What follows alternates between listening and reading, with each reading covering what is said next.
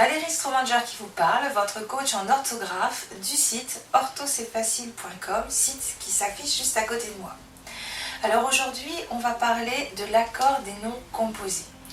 Les noms composés sont très nombreux en français, je vous en donne quelques-uns. Taille-crayon, amuse-gueule, pèse-lettre, gratte-ciel, après-midi, arc-en-ciel. Bref, j'aurais pu continuer une liste énorme. Alors comment va-t-on faire pour les accorder? Faut-il les accorder? Eh bien, oui, mais il va falloir analyser ces mots. Alors, premier cas, le mot est composé de deux noms, ou d'un nom et d'un adjectif, ou d'un adjectif et d'un nom. Vous savez qu'en français, l'adjectif se met avant ou après le nom, c'est complètement indifférent. Donc, si j'ai deux noms ou un adjectif et un nom, la règle est très simple, j'accorde les deux mots. Par exemple, un chien-loup, des chiens-loups, je vais mettre un S à chien et un S à loup. Des francs-tireurs, par exemple, on a un adjectif, un nom, et bien là, je vais accorder les deux mots. Donc, règle facile à retenir, si j'ai deux noms ou un adjectif et un nom, et bien là, j'accorde les deux mots sans me poser de questions. Deuxième situation, j'ai un nom, une préposition et un autre nom. Exemple, un arc-en-ciel. Et bien dans ces cas-là, je vais accorder le premier mot et je ne vais pas accorder le deuxième. Vous imaginez que la préposition bloque le passage du pluriel. Donc vous accordez le premier, vous tombez sur votre préposition et vous arrêtez d'accorder et ciel va rester au singulier. De toute façon, ça ne viendrait pas à l'esprit de dire les arcs-en-ciel par exemple. Ensuite, troisième situation, et il y a de nombreux noms dans cette catégorie-là, vous avez un verbe et un nom. Alors, je vous donne quelques exemples. Casse-croûte, porte-bagages, vide-ordure, porte-monnaie, porte-document. Tous ces mots-là sont composés d'un verbe suivi d'un nom. Alors, première partie, première chose à faire, le verbe ne s'accorde jamais. D'accord? Donc, des porte-bagages, je ne vais pas mettre de S à porte. Des abat-jours, je ne vais pas mettre de S à abat, etc.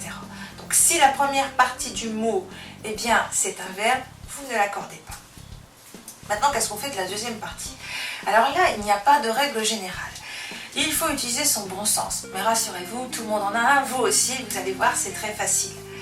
Par exemple, si je dis un casse-croûte, des casse-croûtes, casse c'est un verbe casser, donc je ne mets pas de S à casse, c'est déjà réglé. Maintenant, croûte, ben c'est fait pour casser la croûte, donc je vais le laisser comme ça et je ne vais pas accorder. Maintenant, si je dis un porte-monnaie, porte, c'est un verbe, donc je n'accorde pas porte. Est-ce que je vais accorder monnaie? Bien, je vais réfléchir 2 minutes et je me dis c'est pour porter la monnaie. Je ne vais pas dire les monnaies. Donc pareil, je ne vais pas accorder. Maintenant, je vais vous donner un dernier exemple avec un porte-document, des porte-documents. Des porte-documents, porte c'est bien le verbe porter, je ne mets pas de S. Par contre, document, bien, un porte-document, c'est fait pour porter des documents. Donc, document, je vais mettre un S. Voilà.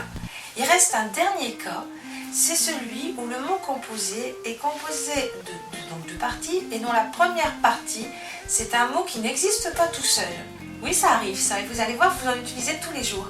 Par exemple, un micro-ordinateur, un électro-aimant. Dans ce cas-là, ce premier mot ne va pas s'accorder. Je ne vais jamais mettre de S à des micro-ordinateurs. Par contre, je vais mettre un S à ordinateur puisqu'il s'agit d'un nom. D'accord? Donc dans ce cas-là, des électro-aimants, électro sans S, aimant un S. Des micro-ordinateurs, micro sans S, ordinateur avec un S. Et par exemple, je vous donne un autre exemple plus médical, des bronchopneumonies. Pas de S à broncho, mais bien un S à pneumonie. Voilà, j'espère que vous avez tout compris. Comme d'habitude, la règle va se trouver sous forme écrite sur le site qui s'affiche à côté de moi, orthoc'estfacile.com, à destination des personnes qui sont plus visuelles et qui ont besoin de cela pour mieux mémoriser. Je vous souhaite beaucoup de réussite dans tout ce que vous entreprendrez et je vous dis à bientôt.